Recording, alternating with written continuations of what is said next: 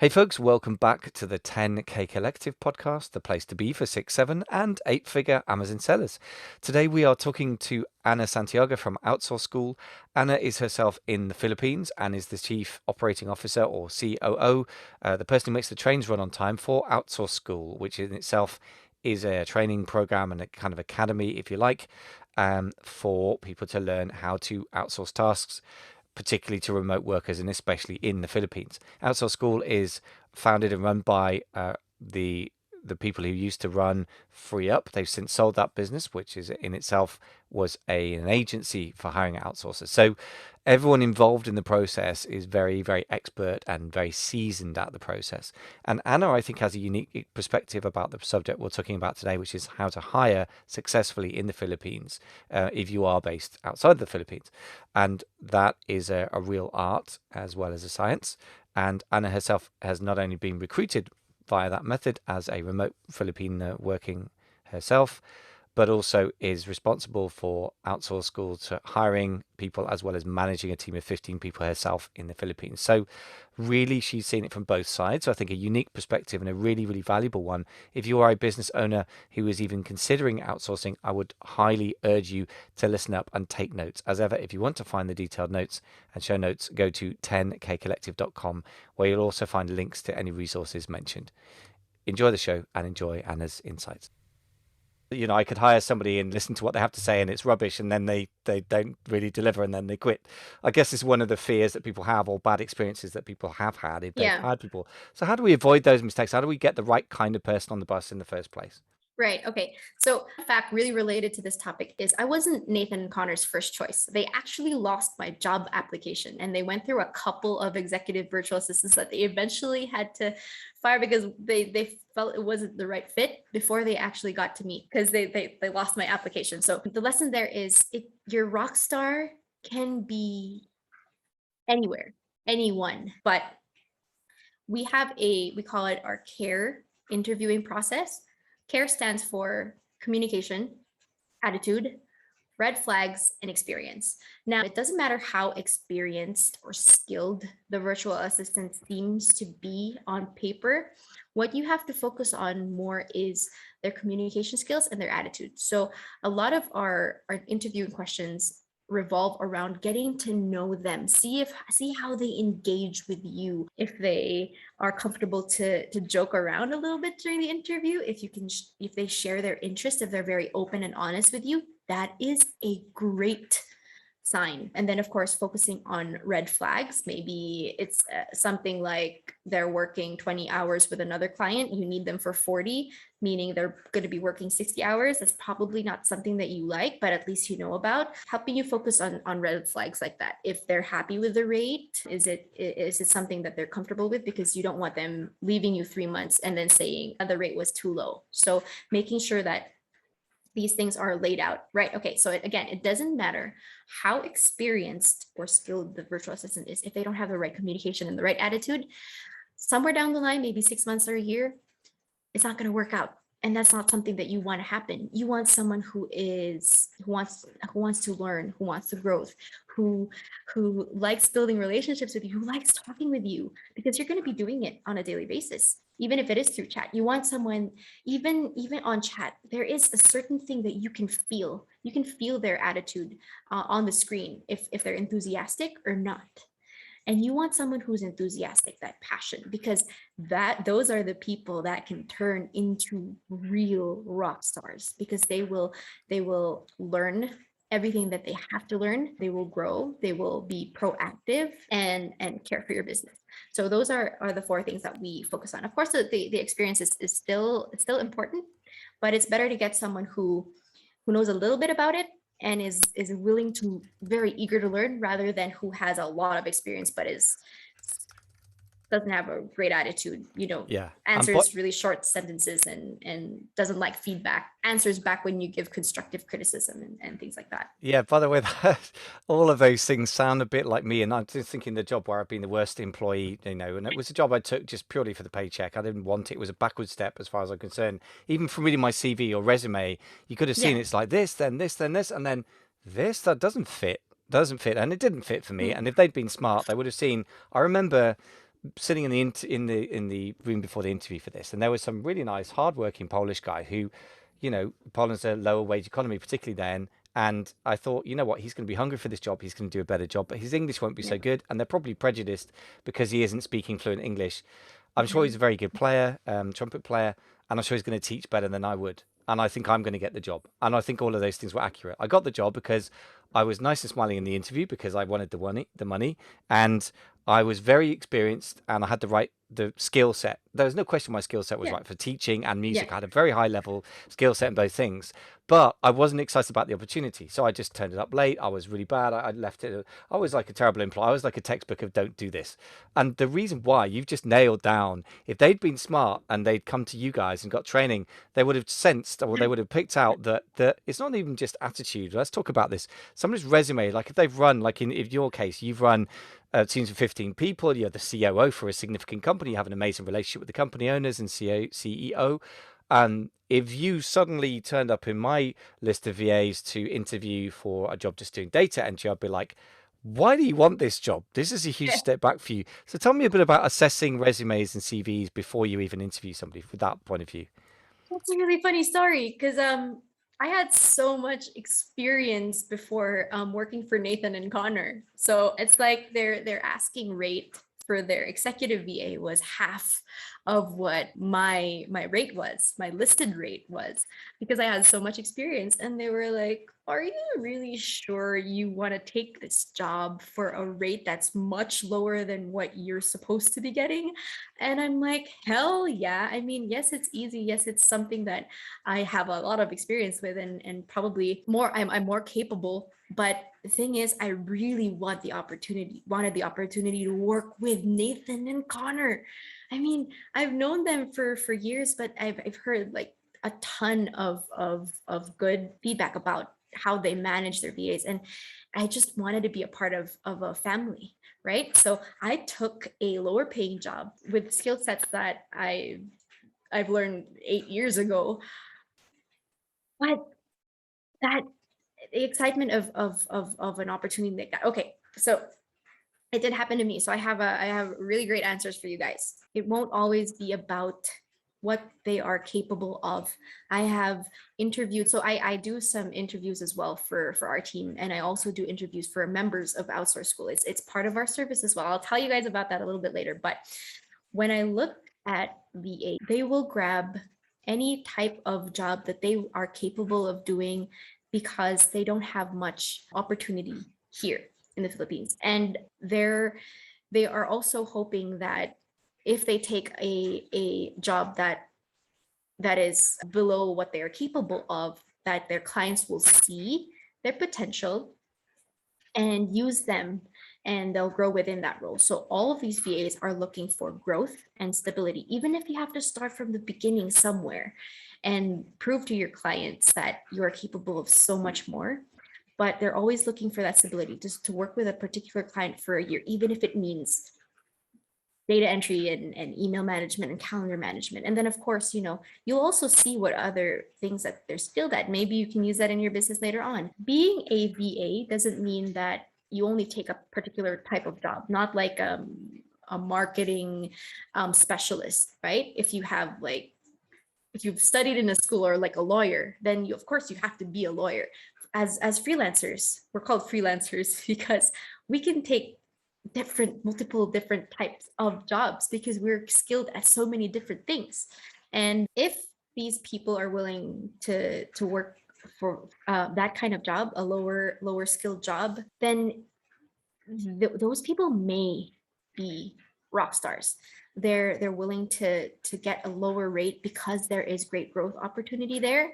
That is a good sign too. Yeah, my brain kind of went all over the place. There's just so much about that topic there, but I hope I answered your Yeah, question. very interesting. Well, I mean, what's great is to hear from somebody. You're in a quite a unique position to educate us because you both manage and hire virtual assistants, but you were one yourself back Yeah. in the day. I wouldn't call you an assistant to anyone in the sense that you're the COO. That's a pretty serious role in any company, and also you're managing teams. So I don't know what you call you, remote CEO, remote team leader, but I wouldn't use Yeah. VA anymore. But that brings me Yeah. to a really critical question, actually, which is you've kind of answered this to a degree, but I suppose what you're saying is people can take on lots of different types of jobs. So that implies you can take on anyone. Now, two questions come out of that. One is, should I be looking for somebody who's a specialist in a particular area? If, for example, I Mhm. need somebody to do amazing YouTube marketing or video marketing Yeah. or product photography editing, do I need to get somebody ready to train in this skill set, or do you think it's okay to just grab anyone with a great attitude and work ethic and train them up? What's your thoughts about that? Okay, so I should have been more clear, but freelancers have the capability to learn different skills, right? But if you're hiring one, make sure that they do have the necessary experience for that role. So you know, within the job post, you're like, will be responsible for this, and this, must have experience at least 2 years in this area. But that does not mean that their only skill is video editing or graphic design. They may also be skilled with Amazon inventory or managing sellers central, things like that, right? So what I'm saying is they may have different skills that are unrelated to each other, right? But yes, always look for a VA with the necessary experience. So yeah, like has bookkeeping experience, has customer service experience, has lead generation experience, has email marketing experience, content writing, social media management experience. Anything that you need within your business, make sure that they have experience doing that. Even general VA tasks like handling emails, make sure that they've been a general VA for at least a year for someone else before you hire them yourselves, because you know you're learning how to outsource yourself, and then you know you need a VA that knows what they're doing, because you yourself are still getting used to the idea. So you build these relationships, and yes, you grow together, but find someone with the experience always. Great. Okay, that's a nice, clear answer. Now, the related question to that is, should you find a specialist or a generalist? I suppose what you're saying is find somebody who has the skill set you need with at least 2 years experience, at very minimum one, which is a great, clear answer. Mhm. But don't neglect that the fact that they're great at video marketing might mean they're amazing at COO and operations thinking if they Yeah, have a talent like you. But exactly. the other thing, though, the flip side of that is the classic question. There's advice in the theoretical advice in books, and then there's real life, which is if you're just starting out with hiring, should you hire one virtual assistant who does everything, sort of, email, content marketing, social Mhm. media Mhm. marketing, everything else, which I frankly have done. Obviously, if they need to do bookkeeping, they need to have a financial qualification, or law is a bit unusual to outsource the Philippines, I guess. But Yes. but bookkeeping, that's pretty obvious. But there's that kind of middle ground. So should I be hiring one person for 30 hours a week to cover a lot of stuff, or 40 hours, or should I be looking to hire two or three different people with specific skill sets? Great question. So we get that a lot. Okay, so we definitely recommend against hiring one virtual assistant to do everything within your business. One of the reasons is they can easily burn out. Managing different areas of the business, that is yes, that is high level, and yes, it's definitely possible. I've done it before, but I didn't stick with that client. So that's gotta say something. Another one is you want to make sure that you define your teams, you give definitions to your teams. Okay, so imagine you have one virtual assistant managing your entire operations, and then they get COVID, for example. They're out for a couple of weeks. So what do? Who's the backup? Yourself? That can't happen. So yes, you can have one general assistant first, but make sure it starts with the, again, repetitive daily tasks, the daily, the monthly, the weekly tasks, and then start from there. Offload some of that off your plate, and then you focus on the next thing. Social media management. Go hire a social media manager, and then what's next? You need a sales assistant to take calls, to tell people about your product. Then hire a sales assistant, but never have one person do everything for a long time. You can do it for a little while you're figuring things out, but please make sure that they're okay with it. Talk to your VA and say, hey, I know that you're handling a lot right now. Just tell me if it's overwhelming. We'll get you some help. Don't expect them to do everything because it's supposed to be their job. They're supposed to have clear tasks in a certain area of the business. Like even I, as a COO, have people that manage we have the sales department, and we have the marketing department, and we have the onboarding department, we have simply SOP department. It's well defined. Partnerships, affiliates, it's all different people managing those areas, and I just watch over all of them, right? So yes, I'm still involved with every part of the business, but at least there are other people there that are Yeah. responsible. Sorry, one more thing before Yes. I end that part is, so yes, hiring the for different departments also helps you minimize the risk of when some of them are out, you have other people in your team that can take over. This is why it's very important to make sure that your team knows what each other what the other person's work is. So I know what the sales department is doing, I know what the marketing department is doing, and your team should do that too. Everyone on our team are building relationships with people, even if they don't really work together. Like the social media manager and the salesperson doesn't really work together a lot, but they should still know what each other is doing, so that at least if the social media manager is out sick, someone can say, hey, yeah, as she was working on this, I can take over for a couple of days, right? Does that make sense? It should. Yeah, so yeah.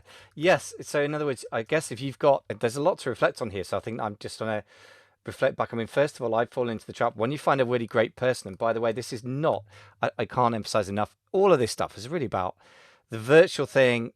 First of all, you're not virtual, you're a real person. The only thing that's virtual is Yeah. that you and I are discussing things on Zoom. But for the Yeah. last year and a half in the UK, US, everyone's done that anyway. So that distinction, I think, is just out of the window. There's a difference in time zone. You're willing to work in the middle of the night, for which I'm very Yeah. grateful. That's the only difference. That's the only difference, right? That on whether the internet's dodgy where you happen to be. Honestly, I've had worse internet in the UK with most people I've dealt with in the last Mm, week. That you and I have got perfect internet. So there is no practical difference. So I think this is like mhm. everyone who's, whether you never hire outside of your hometown in your life, same stuff applies. I just want to say that because this is golden stuff, really. So the first thing is, I until recently had one person who did everything. They were so competent and lovely. And there's this book, The E-Myth Revisited, which I have very close to me physically on the desk because it's that important. The E-Myth Revisited, American book, all about physical, non-virtual, non-digital businesses and hiring people in the good old US of A. Same thing, which is the big story Mhm. is you hire an amazing person, they start to do more and more and more stuff, and then they quit, Yeah, and you have to go back to doing everything yourself, working 80-hour weeks. exactly. So that's the Yeah. first thing. The second thing is, until recently, I was doing exactly that. And I think the reason it's often hard to give clear roles, and to help me reflect on this with your experience with hiring people on behalf of outsourced school clients, is because we, as the business owners, a small business, I, a solopreneur, are used to doing absolutely everything. So we do 20 different types of roles in a day. And then we Mhm. kind of end up expecting everyone else in the world to work that same way. So how do we Yeah. work our way out of that stuff? SOP creation, I agree, Mhm. but that still doesn't mean you don't end up doing 20 different tasks in a day. So how do we transition ourselves such that we can start to think in terms of this role, this role, and this role rather Yeah. than just everything? Right. So you got to focus more on working on your business rather than in your business. Let go of the reins just a little bit, and again, create lists. Okay. So the first lists are going to be the repetitive stuff, the daily, the weekly, the monthly things that you need to outsource for someone else to do, whether it's your email, your calendar, appointment setting, sales, customer service, all of that. And then you have a second list. The second list is for things that you are not really skilled at doing yourself, maybe social media management, graphic design, video editing, web development, content writing. And you'll notice that the first list is actually mostly from the operations side of your business. And the second list is mostly from the marketing side of your business. The easiest tasks to outsource to free up just a little bit of your time is going to be the first list. So focus on that, just the bare minimum 5 or 10 hours a week. And that's the beauty of hiring freelancers or virtual assistants is you can hire them for 5 hours, for 10 hours, for 20 hours. It doesn't have to be full time, right? So start from what you can handle right now, right? Don't stress yourself with having to fill 40 hours of work and you don't know where to start and you don't know how to create these SOPs. No, just start with the basics. Have someone manage your calendar, check your emails every day. That's a great start. And then at least you have an extra hour or two within the day to focus on the other priorities of your business and what you need help with next, right? So again, the well-known phrase or the well-known sentence, if you want things done right, you got to do it yourself, is completely wrong, right? You need help to scale and to build your business to 7 to 8 figures, or even, if you're just starting, even to 6. And if you have an extra 50 dollars a week to pay a virtual assistant for 10 hours to help you so that you can get more clients and focus on building out your marketing. There you go. Just start with even the smallest things. Yeah, I love that. And by the way, again, that reality check, if you can't afford $50 a week, there is something massively broken about your business. You either need to change how you're doing it or you just stop because you just created Yeah. a horrible, really, really low paying job for yourself. Because if you can't pay somebody Mm, else $5 an hour, which is tax deductible because it's a business expense. If you make $5 revenue an hour and you pay somebody $5 an hour, your business is at break even. But if oh, that's all your business will make, then you should stop. So it's a no. reality check. And some people's businesses, by the way, should shut down in their current form or change radically. And I've been in that situation myself, by the way. And, whenever I think I can't afford to pay somebody $4 an hour, my business generally works sort of $3, $4, $5 an hour range, I stop and I think, what's broken in my business? Because if I can't pay somebody $5 an hour to do a task, there's something horribly wrong. And I Yeah. suppose the flip side of that, let's just briefly talk about this. Then I suppose we ought to wrap this up and let you get back to running, whole companies from the comfort of your home in the Philippines.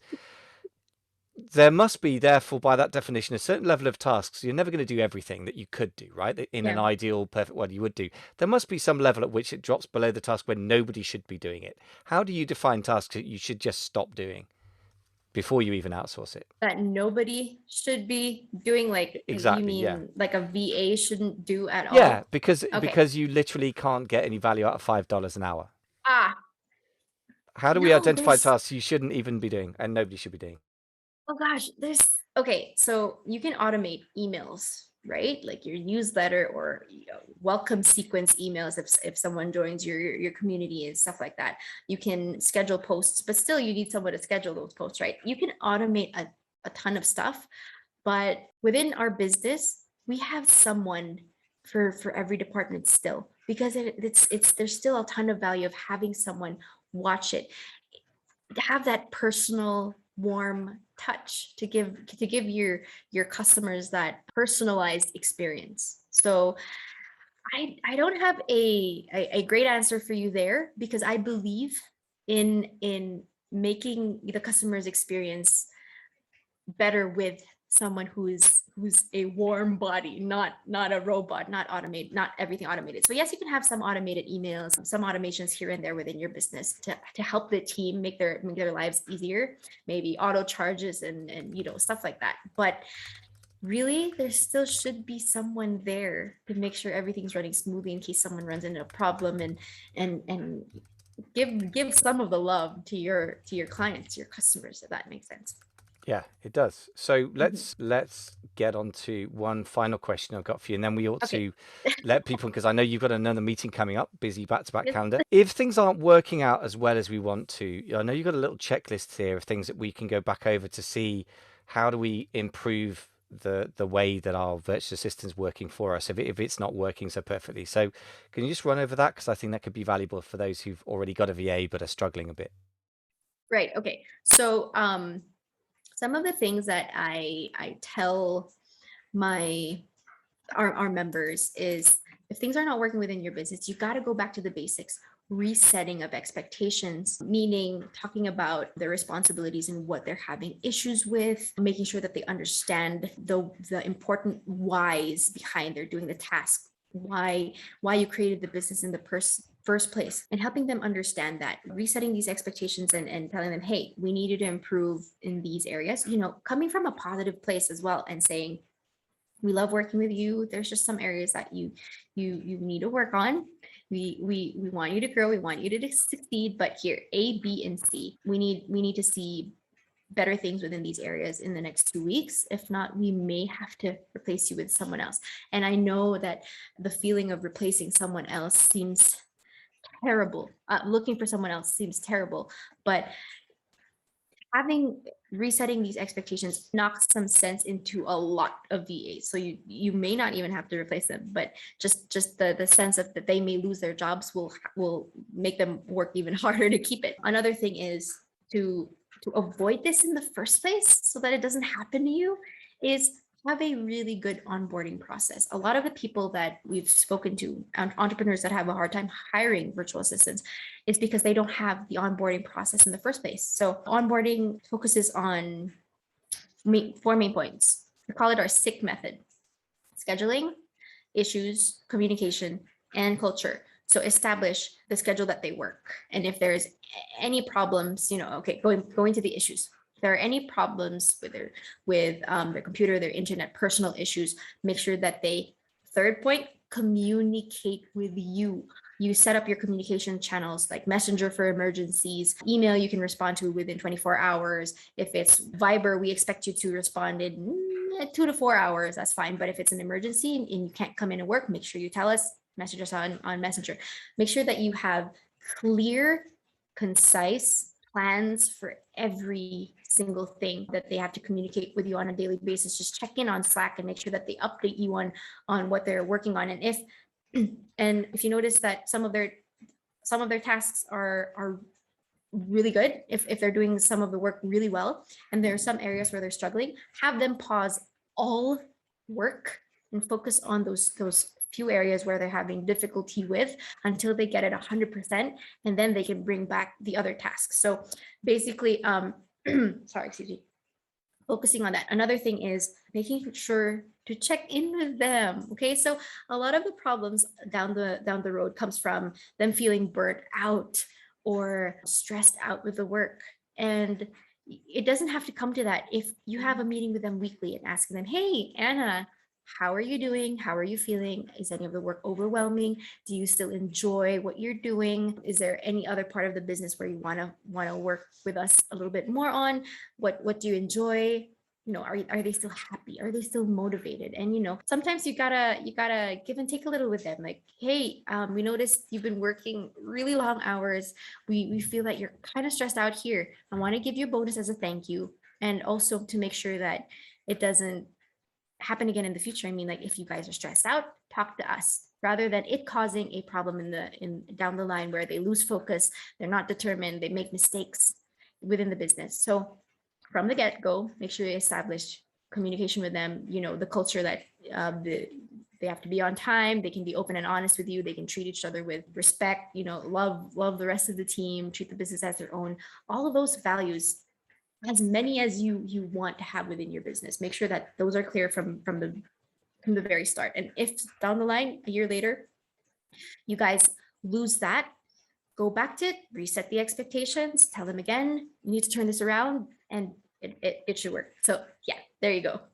Yeah, that's a great checklist, by the way. That I really, really like that. So we're going to have some detailed show notes at 10kcollective.com. And obviously people should, I think this is really valuable stuff because you're in a unique position to sell it from both sides of the fence. Very unusual. So I think people should take what you have to say very seriously and make detailed notes. But obviously in like an hour, we can't give everything you need. So that's why Outsource School exists, right? So tell us a little bit about the sort of training. You've mentioned Outsource School and some of the training before. We'll stick a redirect from amazingfba.com/outsource school to any links. And if you're listening via live, then you won't be able to get it yet. We'll set that up for the podcast. But just tell us briefly what sort of stuff you guys teach people in Outsource School. Yeah, of course. So again, like I mentioned earlier, we help you guys master outsourcing, and we have a ton of playbooks and formulas. So we have our main system, which is called Cracking the VA Code, that teaches you everything that you need to know before you even make a hire, prepares you for the interview. We have downloadable cheat sheets that you can just plug and play. We have all the interviewing questions. We have a really well built out interviewing process and training and management and stuff like that. That's just our main system called Cracking the VA Code. We also have 20 plus other playbooks and formulas revolving around the operations side of your business as well as the marketing side. Stuff like the partnership playbook, email marketing playbook, project management playbook, team lead playbook. We have the bookkeeping VA playbook, the sales playbook, the customer service playbook. We have the video editing, graphic design playbook. There's a lot. There is just a lot. And we keep adding to it every single month. We also have coaching sessions with me, Nathan, and Connor as well. And it's very rare where you find the CEOs are us. Yeah, CEOs are involved with coaching because they're usually very busy. But what I love about Nathan and Connor in Outsource School is they make sure they make time for the people who want to learn from them. We also have our SOP software that helps you create a bunch of great SOPs with a combination of video, text, images, and we have a free migration service. And all of this I'm mentioning right now is just part of a membership. Speaking of which, I can talk for another 20 minutes about what our services are, but if you want to learn more about what our services are and have a more personalized experience, like us talking about what your business is and how we can help you, please schedule a call with me. I'll give Michael my booking link so that he can put it in the comment section and give it to you guys. So my booking link and my email address, and I do have a special discount code for your community, 20% off our yearly plan. And if you schedule a call with me, I have a limited number of slots, but you guys get a free care plus package if you schedule a call with me and purchase a membership. Our care plus package is where we write the job post for you. I would look for the candidates for you. I would interview them for you. Someone of high caliber who we would be comfortable hiring ourselves. And I have very, very high standards for the people I interview. So it's just something to save you some time. Like if you feel like you don't have time to hire someone and just saving the 10, 20 hours of looking for someone, we have that. And if you schedule a call with me and if you decide to become a member, you get one for free. We usually sell that for $597 per care plus package. But perks of having the COO of Outsource School on your community is you get discounts. So my email is anna@outsourceschool.com. Anna with just one N, ANA@outsourceschool.com. And again, I'll give all my information to Michael so that he can post it in the comment section of the live video and everywhere else, and as well as like the coupon codes and such. So I hope you guys got a ton of value from what we talked about today. I love being here, and thank you so much for listening. Thank you, Anna. It's fantastic stuff. And even to like the pitch is pitch perfect, beautifully delivered. And yeah, I'm a big fan of Nathan and Connor. I've spoken to Nathan a lot of times. I've worked with him. I've hired people from him. I've had my clients hire on my recommendation from him. And now to see you coming up and also he's got great taste in people, hired a fantastic person for sure. And I think it's great to see how the culture of a person can become infused into the culture of a business, and then you're now being the sort of not the second Nathan, you're your own person, you're very different, but also you've got the passion and that kind of clarity of thought and the way of delivering things in a very direct, comprehensible way. There's a sort of outsource school culture which you kind of represent, which is Yes. interesting. So that's really what I guess if we're going to create real businesses, a final reflection is that we need to create something that's going to outlast who we are, because eventually most of us aspire, as Connor and Nathan have done already, to create a business which you sell. For most of it's an e-commerce business. For them it was Yes. a service-based business for e-commerce owners, but same difference, create something that you can sell that kind of lives on beyond you. And I think you're a classic example of how you can pass on the flame, and you certainly have a great passion for the business, and great learnings for me personally. So I really think this is a great episode for those who are ambitious to build a real business. They've got to hire people. As you say, you cannot grow it by working 100 hours a week. Exactly. You just cannot do that. So you're going to have to hire. So great place to start, and a really fantastic information. Many thanks for coming on the show. Wow. Thank you. I have more freebies. I forgot to mention, like a free Please. webinar, the VA calculator. Like if you don't understand what your budget is for hiring virtual assistants, we have this really cool VA calculator that helps you figure that out. So I'll send it all over to Michael and he can pass it all over to you guys. But yeah, we have a bunch of free giveaways and discounts. Great. Well, we'll put it all under amazingfba.com/outsource school. That sounds like a good place for Perfect. podcast listeners who don't have the benefit of Yeah. clickable links. Podcasting needs to evolve, right? We can't click links on Yeah. podcasts. We should be able to, but not at the moment. It's not really easy to set that up. So, look, Anna, I know you got another appointment. Many thanks for coming on the show. Fantastic information. Thank you, Michael. I appreciate you taking a chance. I know you were skeptical, but I have a great feeling I turned you around there. You absolutely did. Thank you. Have a great day.